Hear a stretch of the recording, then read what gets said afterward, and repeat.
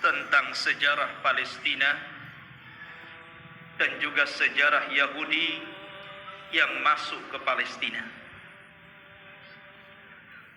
Kenapa saya angkat permasalahan ini? Karena belakangan ini kita dihebohkan dengan dunia tentang pernyataan pemimpin Amerika Donald Trump yang hendak memindahkan ibu kota Israel ke Yerusalem dengan dalih dan alasan sejarah bahwa memang orang-orang Yahudi berhak untuk memiliki Palestina secara utuh. Karena mereka kemudian mengangkat sejarah, maka kita angkat sejarah. Karena sesungguhnya orang-orang Yahudi itu bukan orang-orang yang berhak mendapatkan tanah itu, karena mereka datang belakangan. Kita wajar menilai bahwa orang-orang Nasrani membantu orang-orang Yahudi demi terciptanya negara Israel Raya, karena masing-masing punya kepentingan. Orang-orang Yahudi berkepentingan bahwa di Israel ini, maksudnya di Palestina, tepatnya di Masjidil Aqsa, mereka meyakini bahwa disitulah Haikal Sulaiman. Dan Haikal itu maksudnya tempat yang dulu pernah dibangun oleh Nabi Sulaiman. Mungkin semacam masjid bagi orang Islam seperti itu. Dan tidak besar, hanya beberapa meter kali beberapa meter saja. Dan orang-orang ini berusaha untuk menggali situs-situs itu dan ingin mendirikan kembali Haikal Sulaiman dan merobohkan Masjidil Aqsa. Karena mereka punya keyakinan kalau Haikal ini terbangun, maka inilah puncak kejayaan orang-orang Yahudi dan akan menguasai dunia menurut keyakinan mereka. Lalu apa ikut campur tangan orang-orang Nasrani? Kenapa orang-orang Nasrani membantu orang Yahudi? Bukankah ini kepentingan Yahudi? Karena Nasrani juga memiliki kepentingan yang sama. Sama-sama bercita-cita, bermimpi ingin menguasai dunia dengan terbangunnya Haikal Sulaiman ini. Karena menurut keyakinan orang-orang Nasrani, apabila Haikal Sulaiman ini sudah terbangun, maka Isa bin Maryam akan turun dan akan menguasai dunia dan akan memimpin orang-orang Nasrani. Jadi orang Nasrani ini memanfaatkan orang Yahudi. Dan orang Yahudi juga memanfaatkan orang-orang Nasrani. Keyakinan kaum muslimin juga sama. Karena Nabi SAW pernah mengatakan, Imaratul Baitil Maqdis kharabu Yathrib. Kelak bahwa Baitul Maqdis akan menjadi pusat kekuatan kaum muslimin ketika Allah bangkitkan Al-Mahdi Al-Muntadha Muhammad bin Abdullah dan akan menguasai dunia. Jadi rupanya tiga agama ini punya kepentingan masing-masing. Yahudi punya kepentingan, Nasrani punya kepentingan, dan tentunya kita kaum muslimin juga punya kepentingan. Sama-sama bermimpi akan menguasai dunia. Tapi bagi umat Islam ini bukan mimpi, tapi ini sebuah kenyataan. Nabi SAW yang bersabda bahwa kelak kekuatan kaum muslimin akan menyatu di Syam, tepatnya di Palestina. Ma'asyiral muslimin rahimani wa rahimakumullah. Maka kita akan angkat sejarah Palestina dan juga sejarah orang-orang Yahudi ini. Sebelum saya angkat sejarah ini, saya ingin menjelaskan tentang fadail Palestina dulu, keutamaan negeri Palestina ini. negeri Palestina, ikhwan, di situ ada satu kiblat yang dijadikan kiblat pertama dalam Islam. Karena ketika Nabi Shallallahu Alaihi Wasallam salat, di awal salat sebelum Allah Subhanahu Wa Taala memalingkan kiblat, maka kiblatnya Rasul dan para sahabat menuju Baitul Maqdis. Barulah setelah kemudian Nabi Shallallahu Alaihi Wasallam berdoa kepada Allah agar kiblat itu dialihkan ke Masjidil Haram. Turunlah ayat, qad nara taqalluba wajhika fis sama falanwalliyannaka kiblatan tardaha fawalli wajhaka syatral Masjidil Haram. Baru setelah turun ayat ini, maka Nabi Shallallahu Alaihi Wasallam kemudian menyuruh seluruh kaum muslimin sejak hari itu, bahkan sampai hari ini, bahkan sampai kiamat dibangkitkan, bahwa kiblat kita telah dirubah dari kiblatnya orang-orang Yahud menjadi kiblat kaum muslimin ke Baitullah Al-Haram. Dari sini menunjukkan bahwa ada sejarah bahwa Baitul Maqdis yang ada di Palestina adalah kiblatnya kaum muslimin. Dan Nabi SAW pernah di-Isra Mi'rajkan oleh Allah dan sempat sholat di Baitul Maqdis, bahkan menjadi imam bagi para nabi. Kemudian ikhwatu fiddin yang dimuliakan Allah Azza wa Jalla, negeri Palestina ini adalah negerinya para nabi dan rasul. Negeri ini adalah negerinya para nabi dan rasul. Negerinya Ibrahim alaihi salatu wassalam, negerinya Ishak, negerinya Yakub, negerinya Ismail dilahirkan di situ walaupun kemudian hijrah ke Mekah. Negerinya Daud alaihi salatu wassalam, negerinya Nabi Yusuf, negerinya Sulaiman, negerinya Yahya, dan para nabi banyak diutus di negeri ini. Jadi negeri ini adalah negerinya para nabi. Bahkan sebagian para nabi dikubur di sini. Seperti Ibrahim alaihi salatu wassalam dikubur di Khalil, Palestina. Kemudian juga Nabi Yusuf alaihi salatu wassalam dahulu dikubur di Mesir, tapi kemudian jasadnya dibawa ke Palestina dan dikubur di Palestina. Kemudian juga kuburannya Nabi Ishak alaihi salatu wassalam, kuburannya Nabi Yakub, Nabi Harun, Nabi Musa, seluruh para nabi ini dikubur di Palestina. Jadi ini memang negerinya para nabi, ikhwan. Negeri yang sangat suci, negeri tersuci ketiga setelah Mekah, Madinah, kemudian Syam. Dan Nabi Shallallahu Alaihi Wasallam pernah bersabda, tuba lisyam, tuba lisyam, tuba lisyam. Kata Nabi SAW, beruntung orang-orang Syam itu, beruntung orang-orang Syam itu, beruntung orang-orang Syam itu. Kemudian sahabat bertanya, kenapa wahai Rasul? Karena Syam, para malaikat Allah mengepak-ngepakkan sayapnya di atas negeri itu. Dan Palestina bagian daripada negeri Syam. Ma'asyiral muslimin, kita tahu bahwa Masjidil Aqsa adalah memiliki keistimewaan yang sangat besar. Sebagaimana ketika Allah Subhanahu wa taala menyebutkan keistimewaan Masjidil Haram, kemudian Masjidil Nabawi, maka Masjidil Aqsa juga sama. Orang yang salat di situ sebanding dengan orang yang salat 500 kali salat di masjid-masjid yang lainnya. Ini keistimewaan yang sangat besar. Bahkan para nabi, para ulama, orang-orang saleh banyak berziarah ke masjid ini.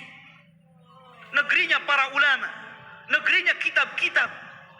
Banyak para ulama yang kemudian terlahir di negeri Palestina. Kita tahu bahwa Imam Syafi'i lahir di mana? Di Gaza, Gaza Palestina.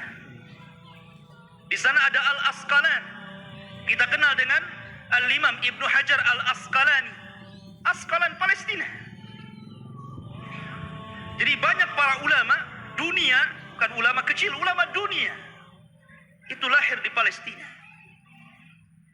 Bahkan Nabi SAW melarang tidak boleh safar dalam rangka ibadah kecuali di 3 tempat: Masjidil Haram, Masjid Nabawi, dan Masjidil Aqsa. Kata Rasul, la tushaddur rihal illa ila thalathati masajid. Tidak boleh kalian melakukan safar dalam rangka ibadah kecuali di 3 masjid ini. Salah satunya Masjidil Aqsa. Bahkan Nabi SAW pernah berdoa, Allahumma barik lana fi syamina wa barik lana fi yamanina. Ya Allah, berkahi negeri Syam kami. Ya Allah, berkahi negeri Yaman kami. Di sini Rasul mendahulukan Syam kemudian Yaman, menunjukkan bahwa Syam lebih utama dibandingkan Yaman. Ini menunjukkan bahwa Syam negeri yang penuh berkah, Rasul yang mendoakan. Kemudian juga ikhwatu fiddin yang dimuliakan Allah Azza wa Jalla, para sahabat Nabi SAW banyak yang hijrah ke negeri Palestina, berziarah ke sana. Di antaranya adalah Umar ibn al-Khattab radhiyallahu an, Abu Ubaidah Amir ibn al-Jarrah, kemudian juga Safiyah istri Nabi, Safiyah bintu Huyai, kemudian juga Mu'ad ibn Jabal, Abdullah ibn Umar, Salman al-Farisi, Abu Dhar al-Ghifari, kemudian Abu Hurairah radhiyallahu an, Bilal ibn Rabah, Amr ibn As, Muawiyah bin Abi Sufyan, dan banyak lagi para sahabat Rasul yang mereka hijrah dan berziarah ke negeri Palestina ini. Artinya ini negeri para sahabat Rasul, bukan hanya negeri para nabi dan rasul, dan juga negeri para sahabat, negeri para ulama, negeri kitab-kitab ahli sunnah wal jamaah. Jadi memang luar biasa. Bahkan negeri ini kelak akan menjadi berkumpulnya seluruh manusia, karena negeri ini disebut mahsyar. Di antara tanda-tanda kiamat, akan muncul api dari hadraul maut, kemudian akan menggiring manusia dan mengumpulkan di Syam. Saat itulah kiamat dibangkitkan. Masyarul muslimin, dan banyak lagi kalau kita bercerita tentang keutamaan Palestina.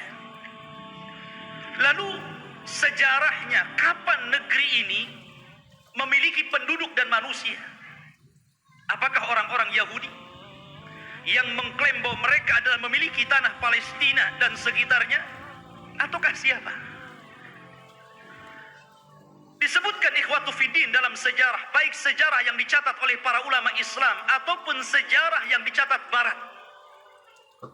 Bahkan sejarah ini juga tertera dalam perjanjian lama, Taurat, bahwa dahulu yang menghuni negeri tersebut bukan Yahudi. Yahudi itu jauh datang belakangan.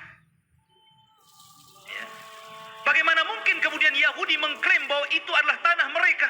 Mereka datang belakangan. Mereka adalah umat yang terusir dari Mesir. Orang-orang Yahudi hidup di Mesir dari Bani Israel. Kemudian dibawa hijrah oleh siapa? Musa. Nabi Musa alaihi salatu wassalam yang membawa Bani Israel sampai ke Palestina. Jadi mereka itu datang belakangan. Lalu siapa yang pertama kali? Menurut situs sejarah ada yang mengatakan bahwa orang-orang yang menempati negeri itu adalah satu kabilah yang bernama Kan'aniyun. Kan'aniyun ini kabilah keturunan dari Syam ibn Nuh alaihi salatu wassalam. Artinya ini kabilah dari Jazirah Arab. Jadi orang Arab yang pertama kali memiliki tanah itu. Jadi dahulu ketika terjadi terjadi paceklik yang luar biasa di Jazirah Arab, sehingga banyak kelaparan dan meninggal, maka kemudian mereka mencari tanah untuk hidup, karena mereka sudah tidak bisa hidup lagi di Jazirah Arab. maka mereka pun berhijrah sampailah ke negeri yang hari ini disebut dengan Palestina. Jadi mereka adalah kabilah Kan'aniyun. Kabilah Kan'aniyun, kabilah dari Arab. Dan mereka memiliki beberapa kabilah. Ada namanya kabilah Amuriyun. Kabilah Amuriyun ini kabilah yang hidup di lembah-lembah di Palestina. Kemudian ada kabilah namanya Yaguthiyun. Dan mereka hidup di negeri di sekitar Al-Quds, yang kita kenal dengan Masjidil Aqsa, Baitul Maqdis. Kemudian adapun Kan'aniyun, maka mereka hidup di satu daerah yang bernama Arihah, dan Arihah adalah kota tertua di dunia. Belum ada kota di zaman itu kecuali Arihah. Makanya Arihah itu kota tertua di dunia, belum ada kota kecuali ini. Lah hiduplah kabilah namanya Kan'aniyun. Ma'asyiral muslimin rahimani wa rahimakumullah. Lalu kenapa muncul kalimat Palestina? Kalau antum membaca dalam perjanjian lama Taurat, bahkan disebutkan juga dalam Injil, tidak ada kalimat Bani Israel atau Yahudi. Yang ada adalah kabilah Kan'aniyun. Itu mereka mengakui dan tercantum dalam kitab-kitab mereka. Nggak ada Bani Israel, nggak ada Yahudi, apalagi Yahudi datang belakangan gitu kan dibandingkan Bani Israel. Munculnya kabilah ini, kita tahu bahwa Palestina itu berdekatan dengan Mesir. Karena dipisah dengan Sohra, hanya dipisah dengan padang pasir yang luas. Jadi antara Mesir dan Palestina itu berdekatan. Ya, di situ ada jalur Gaza namanya. Itu pemisah antara Palestina dan Mesir gitu kan. Lah, ada satu kelompok yang kemudian ketika itu menyerbu Mesir. Yang kemudian akhirnya terjadilah kesepakatan karena waktu itu antara Palestina dan Mesir menyatu. Bukan beda negara kayak sekarang, tidak, menjadi satu. Sehingga kemudian ketika kelompok yang menyerang Mesir ini kemudian berdamai, maka mereka pun meminta daerah yang disebut dengan Al-Falas, yang kemudian belakangan disebut Palestina, dan sekarang kita kenal dengan Palestina. Dari situlah ikhwatu fiddin bahwa kabilah yang menyerbu ini akhirnya menetap di sebuah tempat namanya Falas. Lah sebelumnya sudah ada orang-orang Arab yang tinggal di situ. Ya. Sehingga kemudian akhirnya karena berlalunya zaman, berlalunya masa, berkembangnya mereka, akhirnya saling menikah sesama mereka. Antara Yaguthiyun, Amuriyun, kemudian juga Kan'aniyun. Akhirnya tidak ada daerah yang lebih dikenal daripada Falas, yang kemudian belakangan disebut Palestina. Itulah sejarah penamaan Palestina. Jadi sebuah nama tempat yang kemudian sekarang disebut dengan Palestina. Baik. Lalu kenapa kemudian muncul Bani Israel dan belakangan muncul nama Yahudi di sini? Kapan mereka masuk? Kita tahu bahwa ikhwatu fiddin yang dimuliakan Allah Azza wa Jalla, kalau kita cerita tentang Yahudi, berarti kita cerita tentang kisah Nabi Ya'qub. Nabi Ya'qub alaihi salatu wassalam dan anak keturunannya. Sedikit saya akan sebutkan tentang kisah Nabi Ya'qub dulu biar antum lebih paham dari mana munculnya orang-orang Yahudi Bani Israel ini. Nabi Ibrahim alaihi salatu wassalam, ikhwan, itu memiliki 2 istri dan 1 budak. Ibrahim itu memiliki 2 istri dan 1 budak. Walaupun yang kita kenal hanya memiliki 1 namanya Sarah dan memiliki budak namanya Hajar. Dia memiliki istri lain dan punya anak. Ya. Tetapi yang masyhur adalah dari Siti Sarah. Lahirlah seorang yang kemudian menjadi nabi penerus Ibrahim namanya Ishak. Nabi Ishak. Dari Ishak inilah kemudian lahir namanya Yakub. Yakub ini banyak saudaranya. Dan selalu ada konflik antara Yakub dan saudara-saudara Yakub yang lainnya. Lah Yakub ini anak Ishak yang paling saleh, yang kemudian menjadi penerus Ishak, menjadi nabi juga, Nabi Yakub namanya. Sehingga dia terkadang di malam hari selalu menyendiri, selalu pergi di malam hari. Dalam bahasa Arab, pergi di malam hari itu namanya Isra. Makanya ada Isra, ada Mi'raj. Isra itu perjalanan malam yang ditempuh Rasul dari Masjidil Haram ke Masjidil Aqsa. Ya. Kemudian karena Yakub ini selalu berjalan tengah malam, makanya kemudian dia pun disebut Israil. Karena Isra itu diambil dari suka berjalan tengah malam. Tapi ada juga yang mengatakan Isra itu artinya abdun dan il itu adalah Allah. Jadi artinya Abdullah. Karena Yakub itu selalu beribadah kepada Allah Subhanahu wa taala, maka orang-orang di zaman itu karena menggunakan bahasa Ibrani menyebutnya sebagai Israil. Jadi penamaan Israil itu dari siapa? Nabi Yakub. Ya. Dan Nabi Yakub alaihi salatu wassalam itu memiliki 4 istri. 2 sah dan 2 budak. Maksudnya yang 2 sah istri dia dan 2 budak. Dan semuanya melahirkan anak. Sehingga jumlahnya menjadi 12. Lah dari salah satu istri Nabi Yakub namanya Rahil, lahirlah seorang nabi yang kelak akan meneruskan Yakub kenabiannya, namanya Yusuf, dan juga saudaranya namanya Binyamin. Kita tahu bahwa sejarah ini ma'ruf, sering diceritakan kan, Yusuf dizalimi saudara-saudaranya, akhirnya kemudian dibuang ke sumur, kemudian dipungut oleh para pedagang, sampailah di Mesir, kemudian dibeli oleh para pejabat Mesir, kemudian belakangan menjadi bendaharawan Mesir. Dari sinilah kemudian Yusuf memborong seluruh keluarganya dari Palestina menuju Mesir. Tidak ada satupun keturunan Yakub yang tinggal di Palestina. Semua berangkat ke Mesir. Tidak ada satupun. Jadi 12 saudara Nabi Yusuf itu semuanya berangkat ke Mesir. Dan ditampung oleh Nabi Yusuf alaihi salatu wassalam karena dia telah menjadi pejabat besar di Mesir, bendaharawan, dan sangat dihormati oleh kerajaan Mesir ketika itu. Lah selama Nabi Yusuf hidup, maka Yakub dan anak-anaknya diberikan sebuah daerah, kemudian mereka hidup di situ.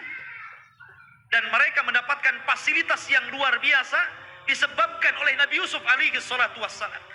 Maka beranak pinaklah orang-orang ini yang kemudian keturunan dari 12 putra Yakub disebut Bani Israil. Keturunan Israel, Nabi Yakub. Selama mereka berada di Mesir dan Nabi Yusuf masih hidup, mereka dihargai. Mereka hidup senang, hidup mewah. Mereka berkembang biak luar biasa. Tapi setelah Nabi Yusuf alaihi salatu wassalam meninggal dunia, mulailah kemudian Mesir menekan mereka. Mulailah suku Kipti, suku terbesar ketika itu yang menguasai Mesir, rajanya namanya Fir'aun, mulailah menjajah Bani Israel ini. Belakangan kemudian Bani Israel menjadi budaknya Fir'aun. Budaknya Fir'aun. Tertindas mereka. Karena tertindas inilah, maka kemudian Allah Subhanahu wa ta'ala utus kepada mereka secara singkat siapa? Nabi Musa. Nabi Musa diutus kepada mereka menjadi Rasul Bani Israel dan untuk mendakwahi Fir'aun. Dan subhanallah ikhwan, kita tahu bahwa di zaman Bani Israel diutusnya Nabi Musa alaihi salatu wassalam kepada mereka, Bani Israel ini menyaksikan 9 mukjizat besar di hadapan mereka dengan mata mereka sendiri. Ketika mukjizat itu turun kepada bangsa Fir'aun, orang-orang Bani Israel juga melihat. Dan 9 mukjizat itu disebutkan di dalam Al-Quranul Karim. Yang pertama, mukjizat yang kita dikenal dengan hajar, batu. Batu yang mengeluarkan 12 mata air. Dan Allah Subhanahu wa taala mengatakan, wa idistasqa Musa liqaumihi faqul nadrib bi asakal hajar fanfajarat minhu ithnata asyrata ainan. Dan ketika Bani Israel meminta hujan kepada Nabi Musa karena mereka sudah kehausan, tidak ada air, maka Allah Subhanahu wa taala firmankan, pukullah wahai Musa batu itu. Maka dipukullah oleh Musa batu tersebut, tiba-tiba memancar 12 mata air. Mukjizat. Dari sini mereka menyaksikan mukjizat ini. Tapi Bani Israel ini, ikhwan, adalah orang yang sangat keras kepala. Nanti kita akan sebutkan bagaimana keras kepalanya orang ini. Ya. Kemudian yang kedua, mereka menyaksikan bagaimana terbelahnya lautan. Betul-betul menyaksikan itu. Dan mereka melewati lautan.